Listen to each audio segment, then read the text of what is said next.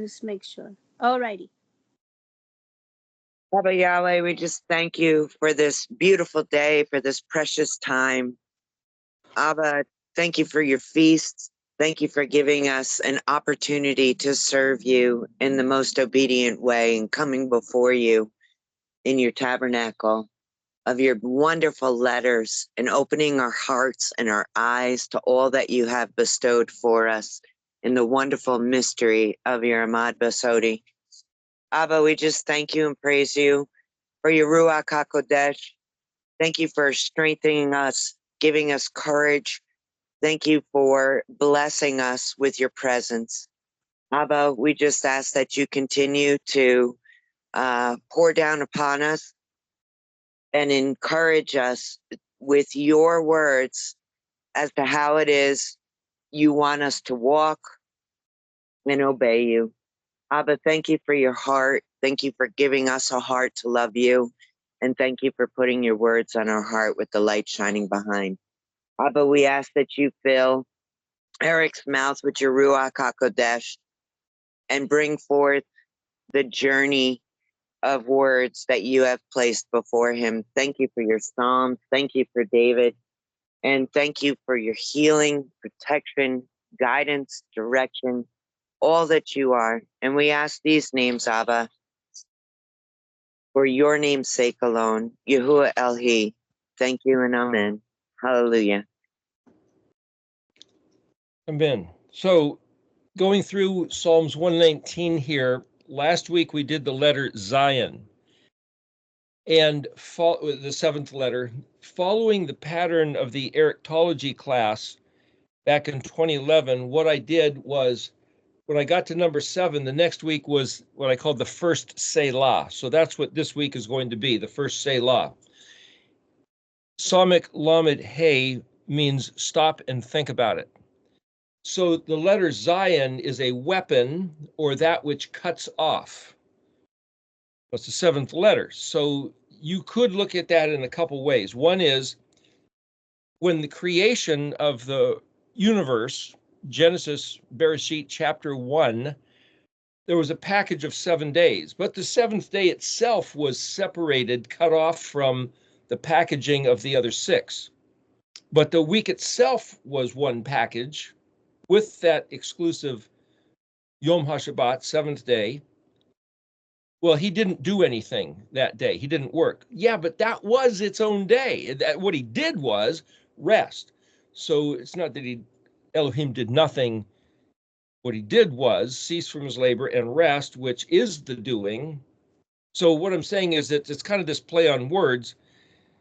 So there's a package of 6, but the package is actually the full 7, but the 7 is that extra thing. It's like if you have a package that you give somebody a gift, well, there's the box, there's the package, but you might put a bow on it. Why the bow? Well, it's Gadol, Gimel Dalet Vav Lamed, Gimel Dalet Lamed. It's got ribbons and bows, and it looks celebrated. It's part of the packaging, though it's an extra thing, but the bow itself is part of the gift. Same concept of the Shabbat. A couple years ago was my wife's birthday, and whatever it was I had given her, I had gotten these ribbons, blue, purple, red, and white ribbons with some gold thread, which is the embroidery colors of the Mishkan, which we have an affection, a propensity for, just appreciating that colors set. And rather than just throw it away, it's like, hey, here, we went out to get a bite for dinner at a restaurant and took the ribbon curls and all from the package and put it in her hair, and she wore it there at the restaurant. And it's like, that's what remains, is those still got the ribbons hanging up on something. But what I'm saying is that the ribbon is not a throwaway. It's a spectacular part of the whole. So you could look at this and saying, well, is the 7th then part of what was given? Well, why am I saying it like that?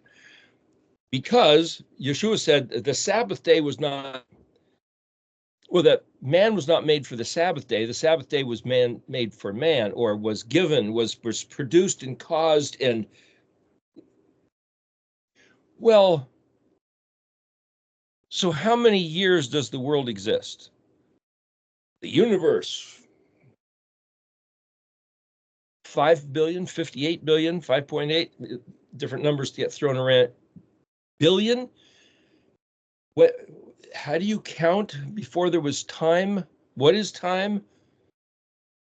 We could get into all those conversations, but the point is, if you look at the genealogical reckoning that's in the book of Genesis, it starts with Adam, and he lived so many years. They had Cain and Abel, and then the story changes once Seth is born. And from Seth, he lived so many years, and then another fellow was born, and then he lived so many years, and another guy was born. And that's the reckoning of time. Now, scientists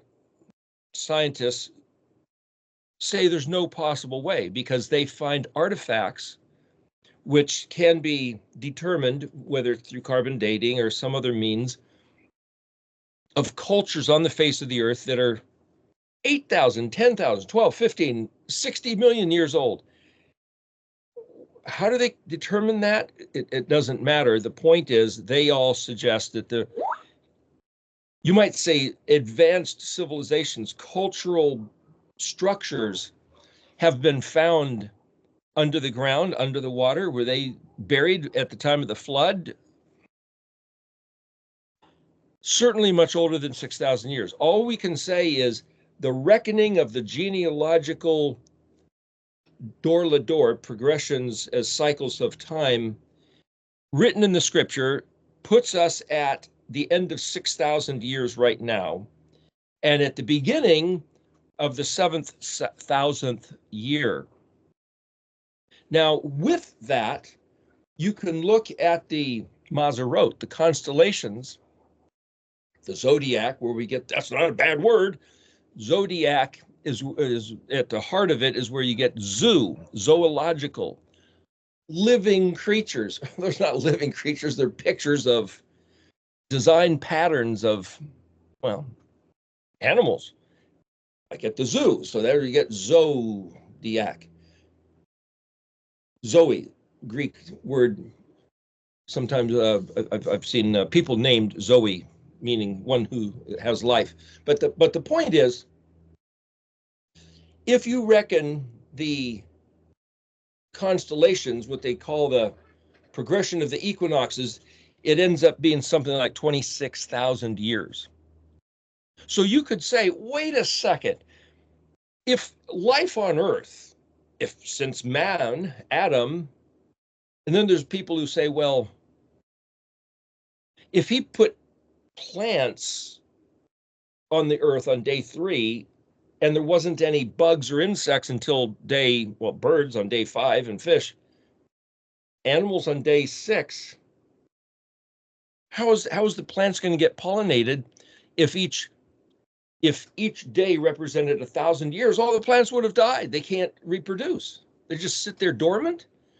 So those people who say, well, every day is the equivalent of 1,000 years, then you've got 6,000 years, but then you've got this model of 6 days in the week. And Gerald Schroeder did a book called The Science of God, and a Christian physicist, astrophysicist, but he was basically saying, well, there's a way to look at physics and background radiation in outer space, and you can actually say, well, the first day lasted like 10 billion years, the second day only 6 billion years, and the third, then you get up to the final day, well, that was maybe 24 hours. That's one way to look at it.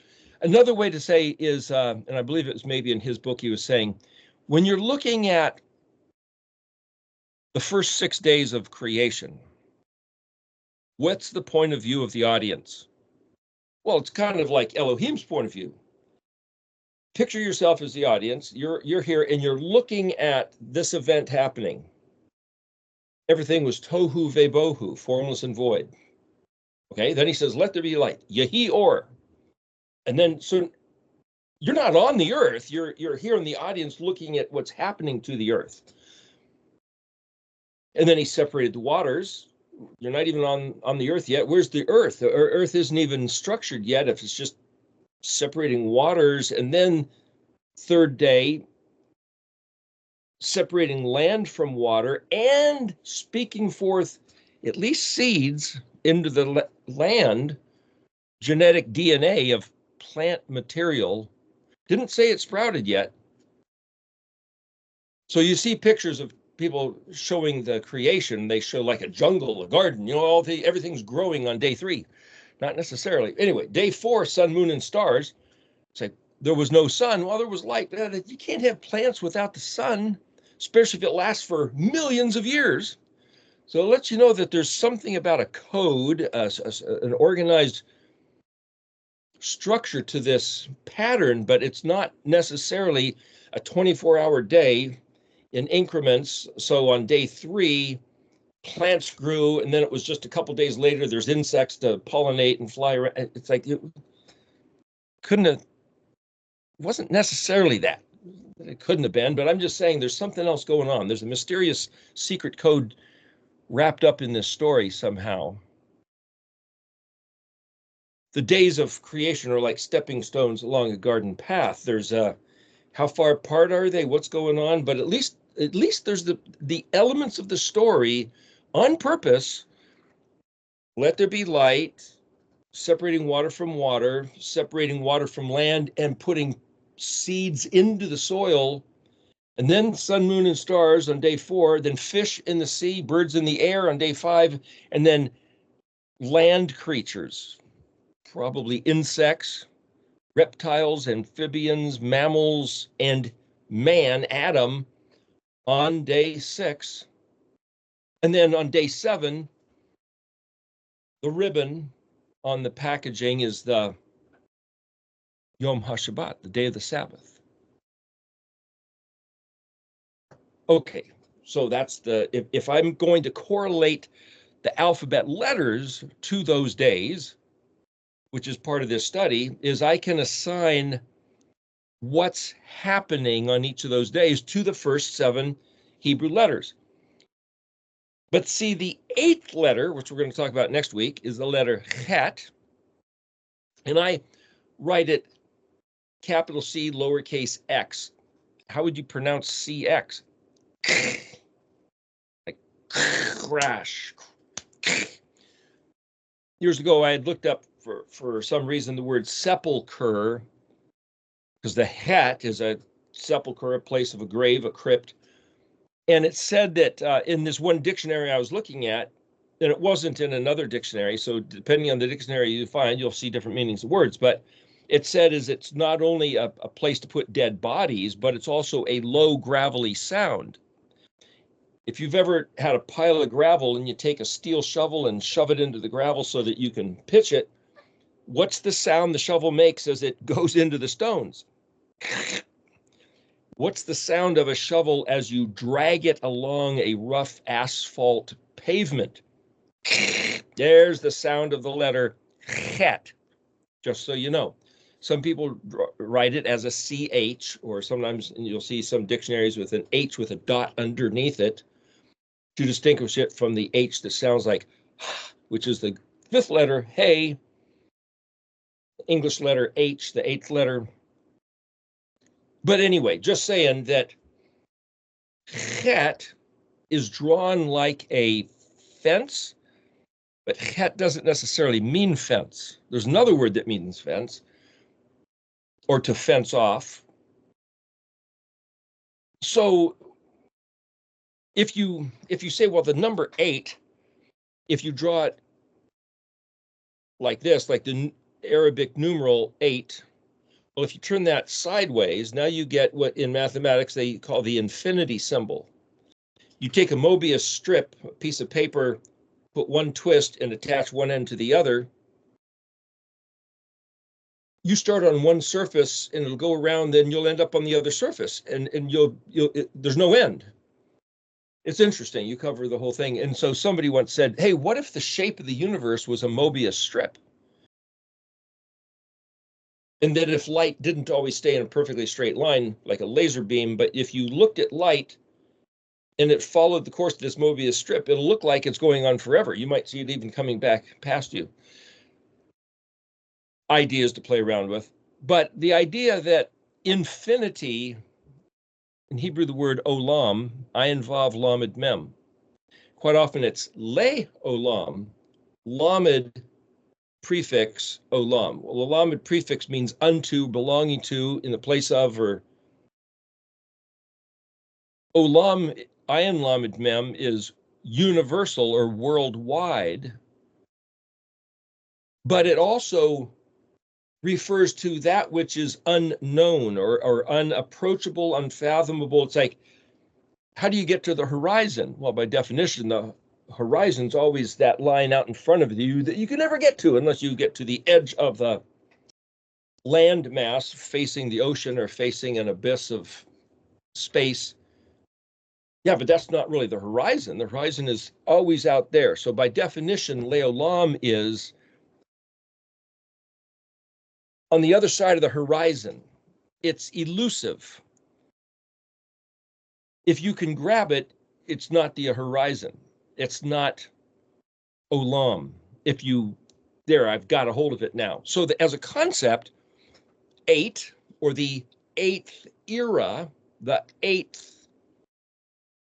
millennium, if the Zion represents the 7th millennium, and if we're right now at the end of 6,000 years of genealogical reckoning, going back to the Adam's lifespan, the book of Bereshit, well, we've got 6,000 years. We're basically completed. There's 1,000 years in front of us. And then there's this reference, this chet, this number 8. Whatever's beyond that, nobody knows, but we know there's something out there. But that could be an infinity, eternity, like the figure 8 turned on its side symbol.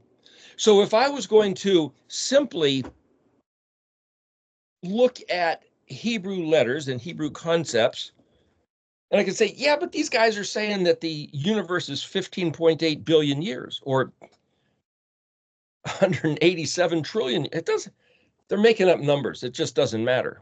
And they might have reason, background radiation, how long, speed of light. Yeah, but that's assuming everything stays constant. What if the physics once you're off the planet Earth are different dimension of calculation? No, everybody's just speculating.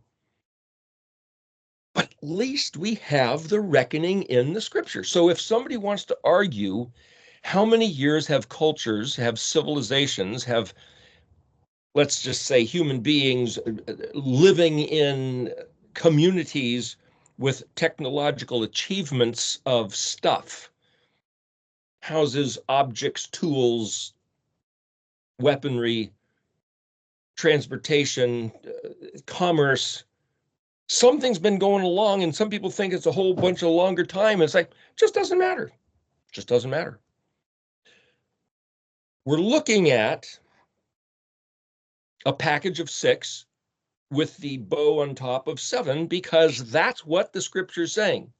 And I'm making this distinction because that gets into this whole study. So what I'm going to do this week is at the first Selah, we're at this interim, this space between Zion and Chet. So I'm going to talk about Chet and what David wrote about Chet next week.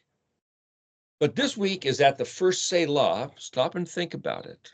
But see, Samech Lamed Hey, Selah, is a picture of scales of balance. It's actually a basket, but what do you put in a basket? Well, the letter Tet, the letter following the Chet, is drawn in Paleo as either a circle with an X in it or a side view of a basket. That's like the top view of a basket that has stuff in it. The X is the stuff you put in it. X, like the shape of the letter Tav, meaning that's the end, it's full, it's complete. So a basket that's full is a top view looking down, a circle with an X in it. If you do it sideways, it's a kind of this shape, like a cup, and they'll put an X in there. So that's like the side view of the basket that's filled up, it's got stuff in it. So this simple drawing is a full basket. But other people say, no, Tet's a snake. Other people say, Noon's the snake. It's like, these are pictures which hold a reference so that you can use that iconography.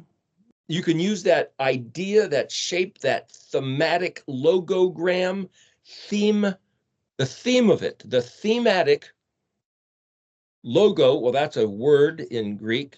Gram, that's something written in Greek. Logo, a thematic logogram. So each one of these letters can be seen as a thematic logogram. What's the simplest, not complicated, which is to say elegant, unadorned, the simplest shape of some glyph, graphic, gramma that you can write where the idea is captured, retained, brought forward, and opened up and handed to the next generation, whoever's looking at it, whether it's father to son or whether it's me to you, the generation of handoff, the relay race. That's what the letters are for. Like a suitcase, carrying other information. So to stand here and say, well, what's in the suitcase of the Zion? It's drawn as some weapon. So I draw it looks like an axe, a hatchet. Other people say, no, it's a sword. The letter Zion in English became the letter G, and it's the G that's the older shape of the letter G is a circle and a little, it almost looks like a pair of glasses, you know. There's a circle and a little connector curve and then another circle, and there's usually a little tag sitting up there. That letter G, what's that got to do with a weapon? Think of a plowshare. So primitive plowing the ground, how did you do it? Well, you might just get a stick with a point and drag it and make a furrow so you can drop some seeds in. Okay. If you want to be a little bit more expeditious, you might get a double, like a forked stick, and draw. So you got 2 lines being scraped at once. Okay, so if you take 2 spikes, hook them together, and pull it, you've now got a pretty minimal, primitive, archaic plow. Well, if that plow with the 2 spikes got turned into discs, so you have a disc plow, it kind of looks like that letter G, the English letter G. I believe that's where that came from. And whether it did come from there, I believe that it came from there, means as far as I'm concerned, that's where it came from. And so when I see that shape of the letter G, it's kind of an ornamented design in the English alphabet, but that's Zion. The weaponry is put to the earth, the skin of the Mother Earth, ripping it open so you can plant the seed. Well, remember we talked about Yeshua being put to the weapon, the Roman scourge, where the cat o' nine tails, bits of pottery and metal shards tied into this flail whip, so it sunk into his back and ripped him open right before they crucified him. That's the exact same picture as a 2-prong scraping hoe, plow, tearing open the skin of the earth. So see, once I have these pictures, I can see them, and they're there. Inexcusable. I can't miss it. I can see it. And after they hung him on the crucifix, some people say a pole or a tree, a stake. It's like whether it's a cross, it's a crucifix. They crucified him. Crux is a cross, and whether it's this way or that way, it's like you get all these people that make it their issue to proclaim one thing or another, and it's like, look, they crucified that guy that Pilate said, behold the man, and so there you go. And then once they crucified him, they threw him in the tomb. And some people say, well, Joseph of Arimathea, a wealthy man, possibly Yeshua's uncle, had this garden crypt. And it was available, had never been used. They put the body in there, rolled the round rock in front. Hey, there's the tet, the round thing. And then the Romans had this, they bore a hole in the rock and they had, from what I understand, typical thing, they had a steel rod about 1 inch in diameter and however long it was, depending on how thick that rock was, and they'd hammer it in and it would go into a receptacle hole in the cliff face, and that would pin that rock from being able to be moved. And it's like, well, then how would the women have come back the next day after the Shabbat, Sunday morning, with spices to anoint the body, to have to roll the stone away? So that pin couldn't have been that difficult to dislodge. It might have just been like a little safety hasp type of pin, not necessarily jammed in there, but just enough to hold it. But then they had a Roman seal, plus they had a guard, a contingent, to make sure nobody was there. So it's guarded by the round rock, the iron rod, the seal, the men standing guard. But Yeshua said, hey, I'm doing this of my own volition. So the yod, the 10th letter, is possessive. So I can look at the first 10 letters as a minion of a legal concept, aleph through yod. If I read what those 10 letters mean, they are in one package group. So Zion is very specifically what pushes into the het. The weapon is what kills the body, so the body can be thrown into the tomb in the round rock and then held shut by either volition or the guard or the seal or the metal rod. Either way, he's in there. And then you've got, well, we'll get into that later, but I'm just mentioning this for this pattern's sake. If het, tet, and yod, the crypt, the round rock, that which holds it shut, if that's 1, then 2, well, wait a minute. If that's 1, that lines up with aleph, which is 1. Bet is 2, day 2 of creation, separating water from water. Day 1 was let there be light, yehi or. So what does let there be light, yehi or, have to do with the het, tet, yod being thrown into the tomb? That's the question. What does that have to do with that?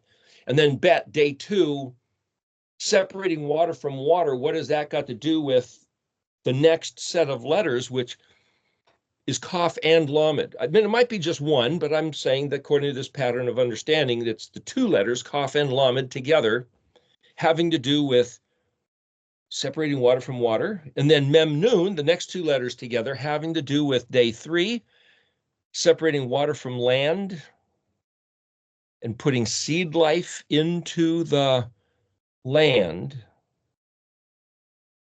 And then day 4, actually 4, 5, and 6 lines up with Samach Ayin Pei. Why those 3? It's a secret code. If day 4 lines up with the Samach, sun, moon, and stars, Samach looks like a menorah. It was in the Mishkan, the light. Day 5, that lines up with the table of showbread in the Mishkan, but that's the day that the fish were put in the sea and the birds in the air. Day 6 lines up with the day of creation, when all the living creatures on the face of the earth were made, including Adam. That lines up then with the letter Pei. That would make Zadi line up with the Sabbath day. And Zadi is the sprout. That's just the bare bones of the structure, like skeleton structure, like this menorah tree shape. But see, if I just look at the days of creation, and then if I looked at the structure of the Mishkan, well, see, the word pattern, tabanit, in Exodus 25, it has to do with this design, this pattern. So did Elohim have a pattern in mind when he made the days of creation? Nobody knows. But we could think about it. And we could say, why did he start with, let there be light? So you can see what he's doing. Hey, doctor, first thing you want to do on a job is get some light on the subject. But then separating water from water? Where'd the water come from? It never says, and Elohim created water. As a matter of fact, if you go back to before he said Yehi Or, before he said let there be light, he said the world was, or the universe was tohu vebohu. Now, some people jump ahead to, I think it's Jeremiah chapter 4, where that same phrase tohu vebohu is used. And it said there was some sort of catastrophe where everything was in ruins, not even the sound of any birds chirping. Everything was just still, quiet. And the sun wasn't even shining. Tohu vebohu. Well, that's because there was a desolation, some traumatic destruction event. And they said, so that must be the exact same event that is talked about in Genesis chapter 1, where you can't destroy something unless you first made something. So the fact that the letter Zayin is a weapon, it's because there was 6 other letters that then the Zayin destroys, if Zayin means destroy. Well, it's a weapon, and that's one of the things that can be, is to be adorned with weapons. So you destroy a place, drop a bomb or whatever it might be, and hey, look, we've adorned that city now with our military explosives. And it's like, is that what it means? Well, it can mean a number of things. Might mean that. So now you have to sit and think for yourself and ponder these matters and say, what is going on here? How does this all work? Let's go over it again. He said if there's a pattern to the Mishkan, Tabanit Mishkan. What is Mishkan? Mem, Shin, Kaf, Nun. Well, Kaf, Nun is the word yes. So, verily, absolutely, darn right. Shin, Kaf, Nun. Shin can mean that which belongs to, as a prefix letter. Mem is the object or the place or the time or the one who belongs to the truth of yes. It's one way to read Mishkan. But Shekin, Shin Kaf, shack, shacking up, hanging out together, living together in the same neighborhood, the same community, go to the same tavern. So in Greek, the word tabernacle in English, the B and the V, Spanish, Hebrew, the same letter with 2 different vocalizations. So tabern and tavern, tabernacle, tavern, the local grill and pub, the beer joint where you shoot pool and hang out with your friends, drinking iced tea, sitting out on the patio, the tavern, the pub, the public house. It's Mishkan.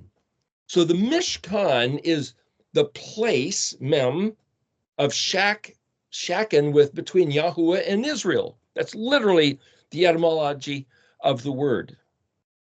Mishkan, the place of neighborly hanging out together. House, tent of meeting, another way it was called.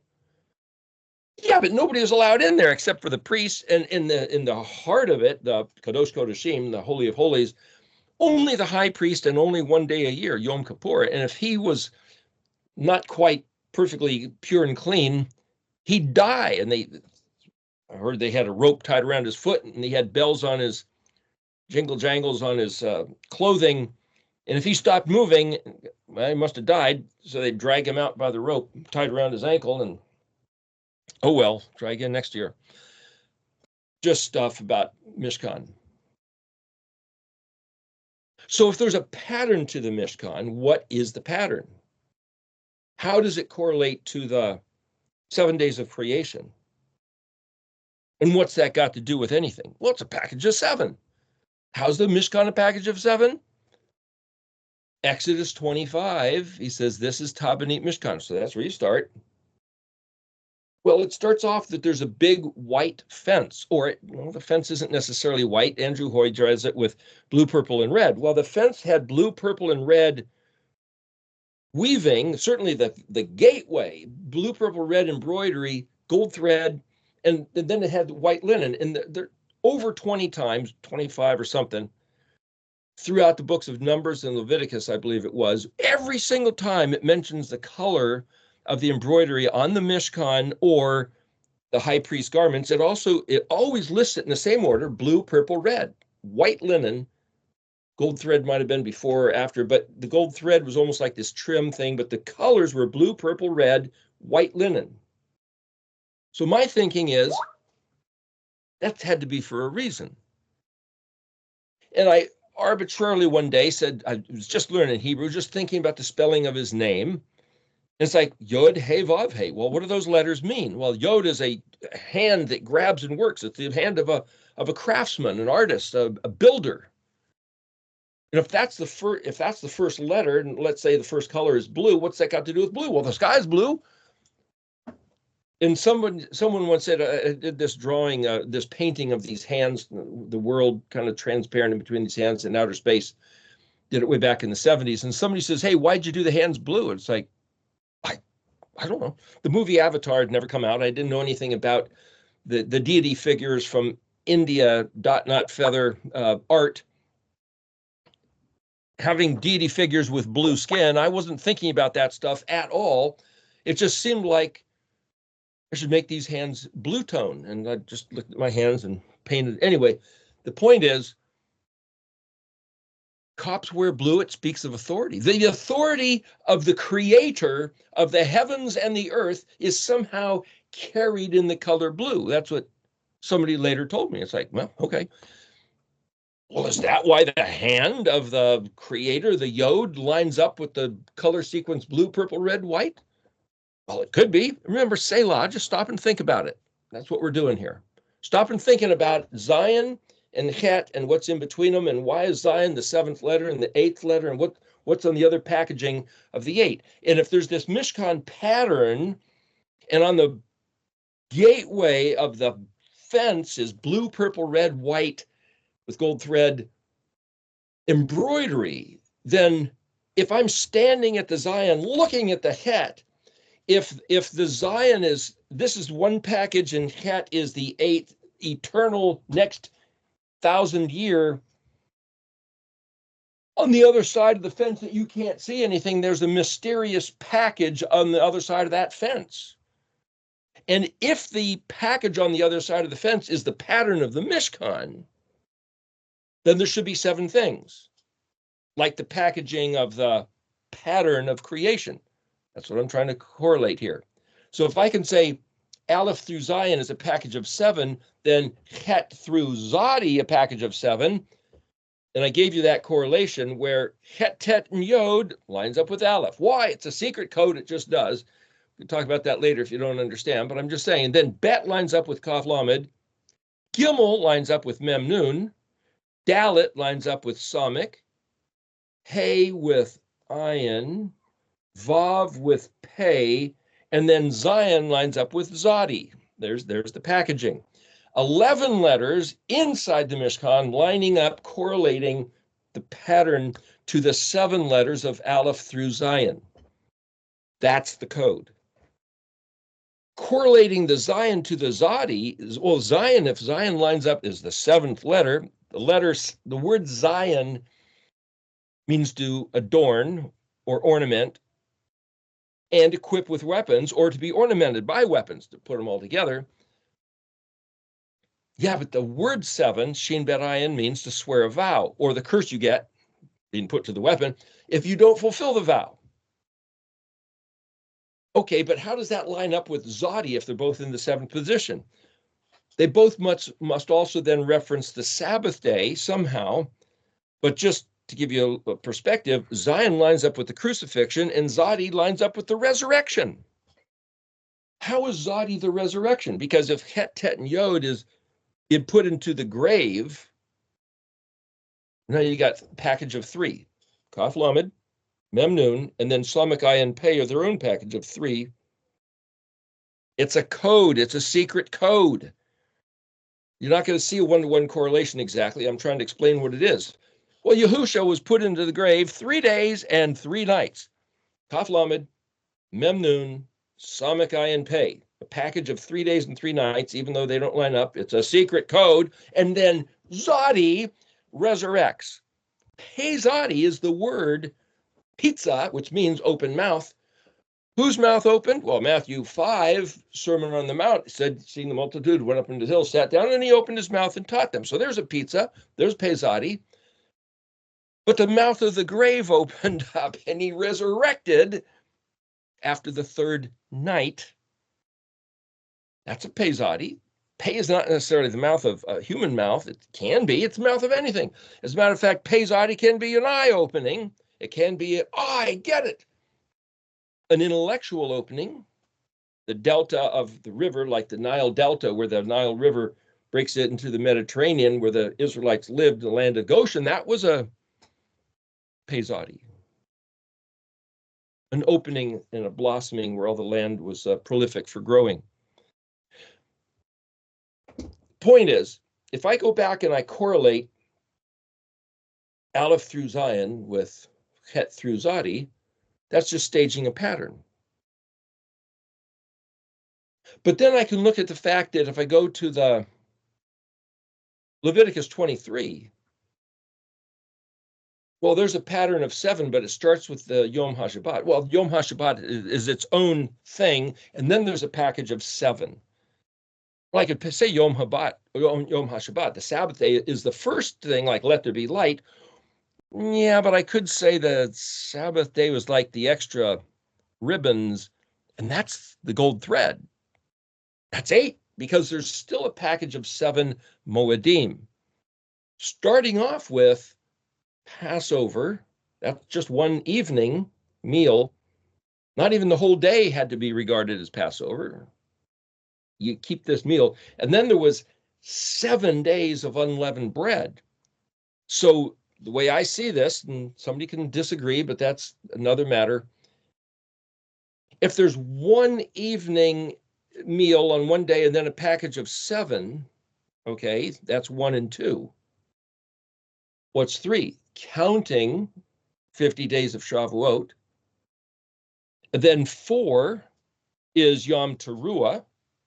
5 is Yom Kippur. 6 is Sukkot.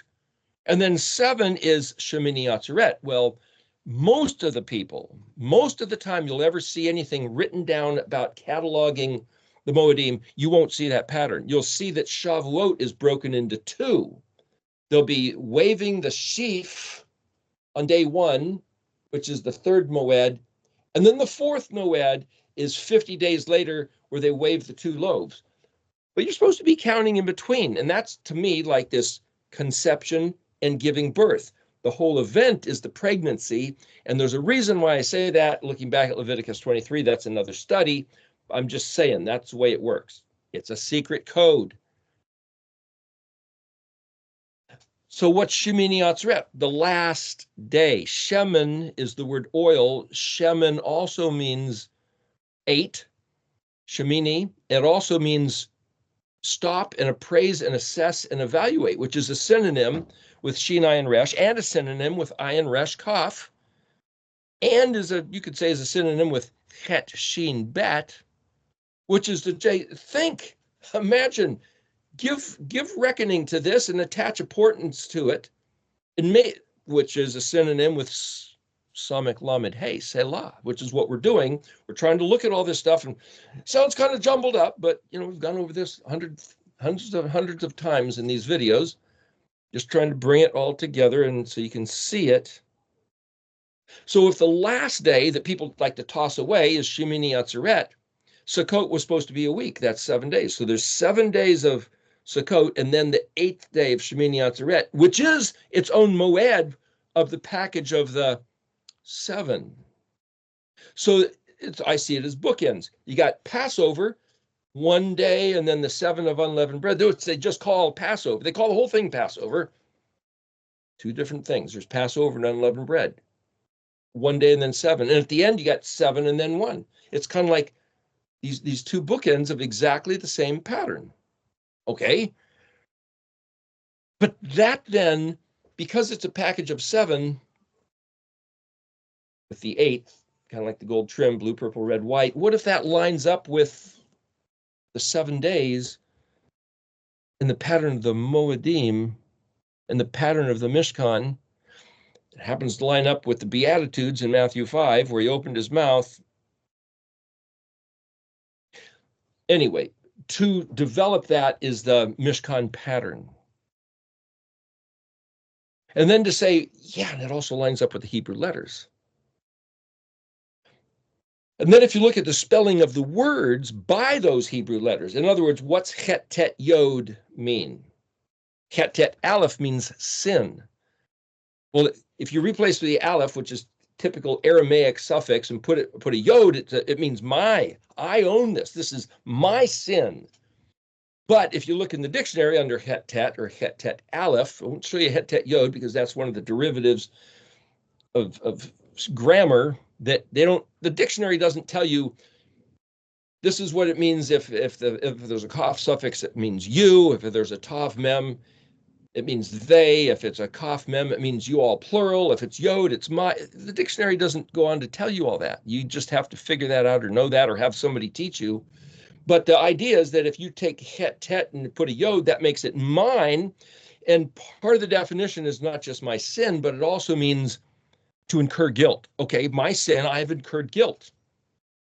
It also means sin offering. Well, my sin offering incurs my guilt for me. That's what a sin offering is. That's its functional use. You take a pure, clean lamb as a sin offering, and you sacrifice it and burn it up, burnt offering, and the cleanness of the lamb is imputed to me, and the filth of my corruption is imputed to the lamb, which is burned up. That's the nature of a sin offering in some religious ritual. And you could say, shut up. Why should it work that way? Because we're talking about the design of the universe by Elohim here. We're not saying, does it make logical sense? Does it seem rational? That's what religion is compared to science. Science is just look what's there and see if you can figure the nuts and bolts of how it all works. Religion is, oh no, there's this divine mystery behind it all that we need to have some prophet or some revelator tell us what's going on that we couldn't have figured out because it's a mystery to the human intellect, and now by divine revelation, by the Spirit, by some woo-woo witch doctor, sorcerer, somebody who can see, or somebody who can tap into the unseeable. They can bring you information. And so we're told that in some religious ancient societies, they believed, because of divine revelation, that if you had a criminal marring of your being, your character, your behavior, you take a clean animal, perfectly pure, and kill it and burn it. And if you lay your hands on it first, you impute to it your uncleanness, and it gives you the right of being considered completely clean, absolved of all your corruption and sin. That's what a sin sacrifice is in some ideological construct of hypothetical reality. Is it true? That's the religion. Says it's true. Okay. Yeah, but that's the letter het, tet, yod. So then when I say, wait a second, when Pilate said, behold this man, Hey-Vav Zayin, which man is that? What letters came before Hey-Vav Zayin? Aleph, Bet, Gimel, Dalet. Well, Aleph, if it's self-referential and it comes from the heavens, and Bet, Gimel, Dalet is the word that is spelled that way, means deceive, betray, treacherously, but also cloaked, in disguise, camouflaged. So some consciousness, some entity, some individual, not from this world, from the heavens somewhere, beyond the scope of our calculation, Aleph, Bet, comes into the material cosmos in a body, gimmeling, voyaging as an ambassador of some sort, a space alien, an other dimension alien. We can't even call it space because Bet is the space of the universe. Gimmeling through the door. What door? The Hey Dalet, the female portal of birth to become the man, this, who was put to the weapon, hey, there, to identify Zion, hey, Zion, ALEF-TAV, and then thrown into the tomb. So if I say, well, that's the story of Yahusha. In the tomb 3 days and 3 nights, and then Pezod, he resurrects, and then hangs around for 40 days, and then koofs.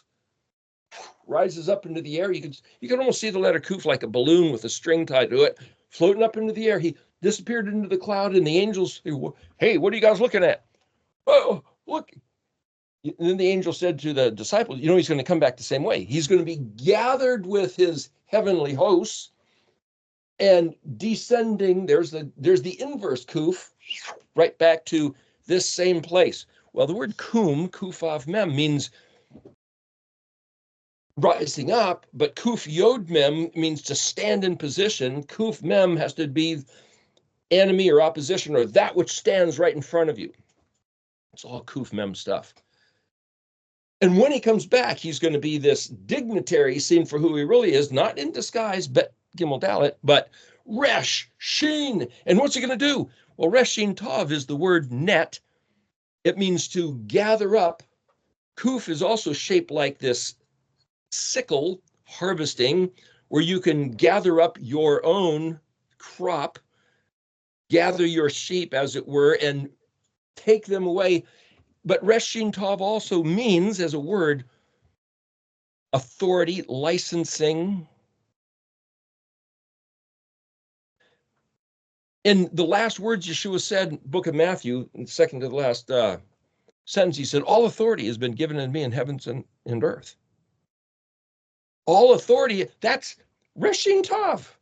So there he came in disguise. Nicodemus said, we know you come from heaven because nobody can do the things you could do unless Elohim is with you. He said, we don't know how, why, what's the nature, but something beyond our scope is the Aleph, the silent Aleph, and it comes into the Bet. We can see, we can touch, with manageable, we can wrap our mind around it, and then all authority unto beyond. So I can look at the whole alphabet as equating to the package of 7, and then the 8, the Chet. Well, not only is Chet the Chet, not only is Bet a type of Chet, house, container, in, but on the other side of the Tav, there's this Chetness, there's this other realm. So how many times can I sit there and play this correlation of the first 7 letters, the next 11 letters patterned after the 7, but the whole thing taken as this mystery unto eternity, and it's like a mystery unto eternity. But if it all is packaged according to this Mishkan pattern, and if I could say, well, the blue is like, that's the hand of the creator, then hay lines up with purple, but that has to line up with Kaf and Lamed. But purple is generally regarded as the color of royal authority. Well, that's like the Torah. So hay means to express, and if the hay follows Yod, and Yod is the creator who built this place, then hay is his rules of the way it works. That's the hay, the Torah. So that lines up with Kaf and Lamed. Kaf and Lamed is the word all. Yod, Kaf, Lamed, those 3 letters mean to have the power and capacity to prevail and contain it all. Lamed Kaf means to you. Hey, Lamed Kaf is walk. Walk this way. Walk according to the Torah. Purple. Red. Adam, red blood. Mashiach. Yeshua came as the Torah incarnate, the word made flesh. What word? The words of the expression, the hay of the Yod, creator of the universe. So blue, purple, red can be the creator of the universe who gave us his Torah, has given us this expression as the Adam. And Yeshua always referred to himself as Son of Man, Ben Adam. He never called himself Son of God. I'm the Son of God. Other people told us that's who he said, or that's who he was, but he always said the Son of Man, Ben Adam. The Bet Nun is the construct state, because Aleph is this ethereal state. Ben is the word son. Bet Nun Hey is the word to construct, to build.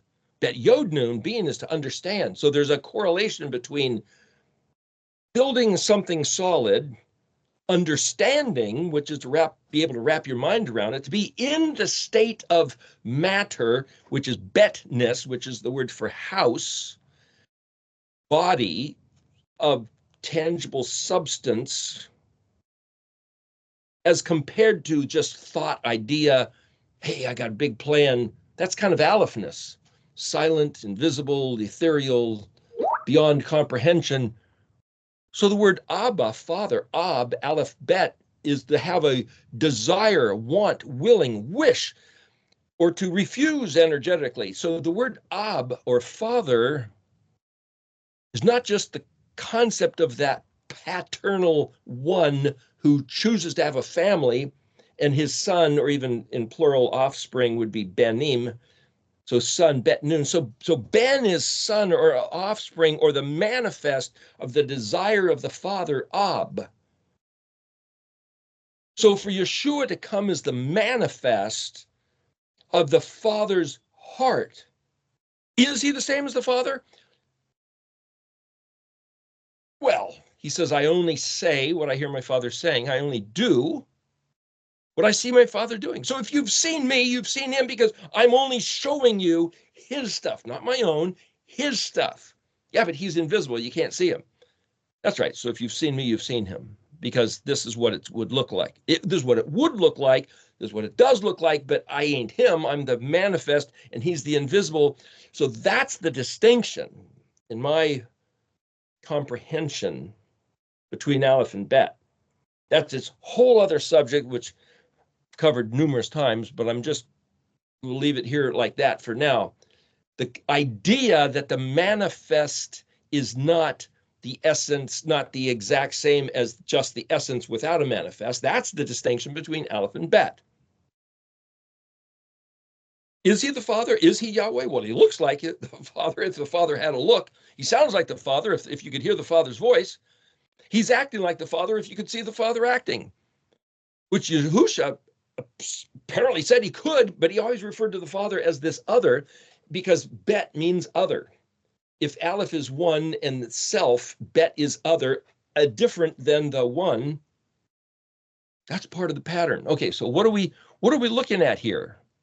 We're looking at identifying the meaning of the letters according to the pattern of the Mishkan, keyed to, correlated to 7 days of creation, parallel, exactly fitted to the 7 Moedim, fitted to the Beatitudes, fitted to the letters of the alphabet, fitted to the articles of the Mishkan, meaning the big white fence is Het Tet Yod. Then the next thing right inside the gate, the barbecue grill, bronze altar, is Kaf and Lamed. The laver, Mem Nun. Mem happens to be water. Mem is also like a womb. Nun, the thing growing. That's like day 3, there where there's seeds put into the land, the earth, separated from the water. So the baby is a separate entity from the womb, but it's living in the womb like a fish in a pond, which then jumps out when it's birthed. There's these patterns. The menorah lining up then with the letter Samech, lining up with the sun, moon, and stars, lights in the meeting place. The letter Ayin, the table of showbread. What's showbread? What's that got to do with the letter Ayin? What's it got to do with fish in the sea, birds in the air? Why the letter Pei having to do with altar of incense? Day 6, animals and men. And then Zadi, the Ark of the Covenant, with day 7. I'm not going to go into that right now because we're trying to cover some other stuff, but I'm just saying that's the pattern. Somebody had asked me to address that. For me to say, this is where the letters find their meaning. Any other place I've ever looked on the internet or in encyclopedias or in any place where there might be somebody talking about ancient language, whether it's Viking runes, whether it's ancient Chinese or whatever, Sanskrit, nobody has ever mentioned this Mishkan pattern. Now, if this is true, the Mishkan pattern, then it correlates all the letters. I have heard it found, I've heard it been said that the Semitic alphabet, what they call the Phoenician, is the single most greatest invention that humanity has ever developed over the course of 6,000 years or even longer. The greatest invention. Why? It's a way of thinking. It's a way of understanding. It establishes vocabulary, which then the way you think isn't just a mere reflection of where you're at, but the way you think opens up a telescope into, or binoculars into, the future, where you can think of things where you haven't been yet, all depending on your vocabulary. So the Semitic alphabet, if that was the first alphabet, wow, but there's record that the Sumerian cuneiform, the Sumerian on record as being the first real established empire after Noah's flood. And then there's Egyptian hieroglyphics, but both of those don't work like the Semitic alphabet. And if Moshe developed the Semitic alphabet, it's talked about Moshe wrote all the words of Yahweh. 7 chapters before Elohim's finger wrote tables of stone. So if Moshe was writing the Hebrew, Paleo-Hebrew orthographic letter shapes built already in an alphabetic package of the Semitic, what's called the Semitic alphabet, he had to either develop it or inherit it. He might have inherited it through the family lineage of Abraham, getting it from Melchizedek, from Shem, from before the flood, but there's no record, nothing's ever been found. Those are all just conjecture of ideas. Maybe it did, maybe it didn't. But certainly Moshe wrote all the words of Yahuwah, so he had to have the Hebrew letters then 7 chapters before Elohim wrote with his finger on the tables of stone. So that didn't bring the Hebrew alphabet to the earth. When he wrote with his finger on the table of stone, it validated it, certainly. But then you could say, well, where do these letters come from?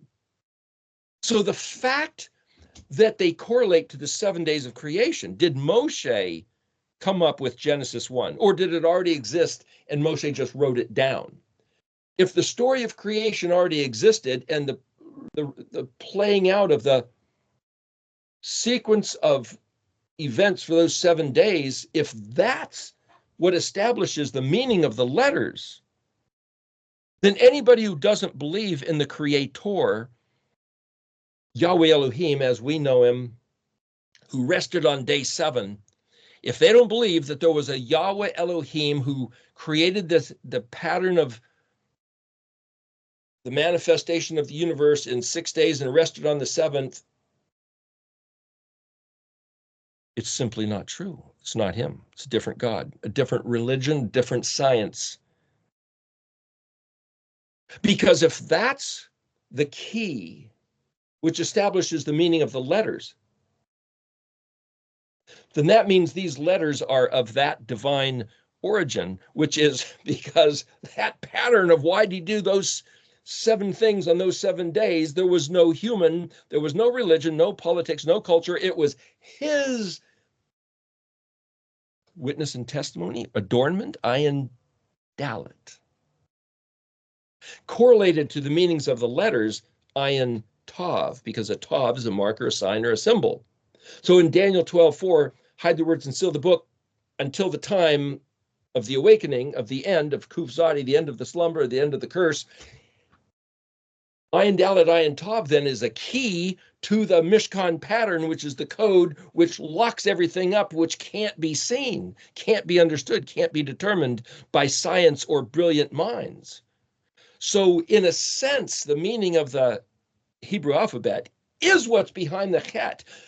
And if you correlate that to eras of time, then you could say, what's going on unto eternity? What's going on with the 7,000 years, the 8,000th year, the reckoning of what's happening here? If that's what's behind the chet, then the weapon or the moat that keeps people away is not knowing what the letters mean. The weapon that cuts through the lock is the key to the code, which is the Mishkan pattern, which is the ayin dalet of ayin tav. The testimony of the meanings of the letters. And when Yeshua claimed to be the door, what door? He's the access to the word. What word? The word of John 1:1, the word that became flesh. If that's Yahusha, then when he says nobody enters the Father but through me, is he referring to that man that you believe in? Or do you believe in the Word, that he is the key to understanding, to have access to the Father's house? So the Zion is that which is protected, that only nobody can enter my Father's house except through me, with me, bet Yod. Well, who's he? And if the Jews say, shut up and leave him alone, he's a scumbag, he's an infidel, you'll never get in. But if he's correlated to the 7 Moedim and the 7th being Shabbat, and the Christians say, phooey, we don't need that stuff. We've got our own special days, Sunday, the first day of the week, and Christmas and Easter and Halloween and whatever else it might be. That's a different pattern, different definition of holy, kadosh, mikra kodesh, appointed times, holy, appointed times. Well, if those aren't your religion and your culture, you're locked out. You can't get into the chet. What's inside the chet? The pattern of the Moedim. What are the pattern of the Moedim? The ornamentation of Yahuwah.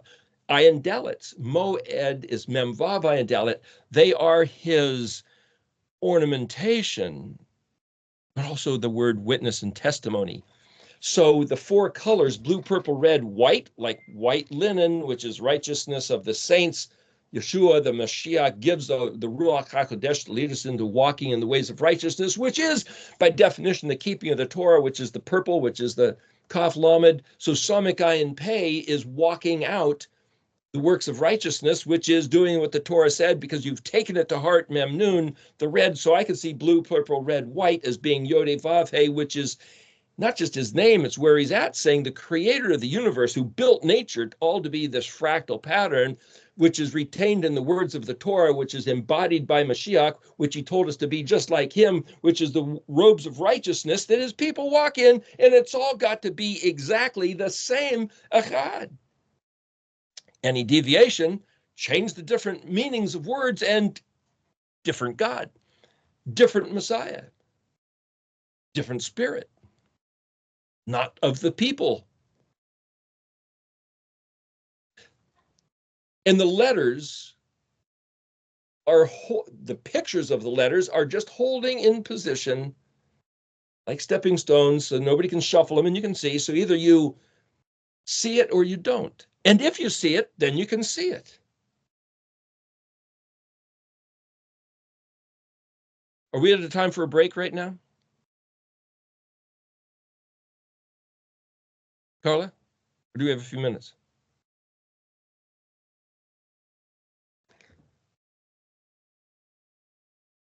Is everybody asleep?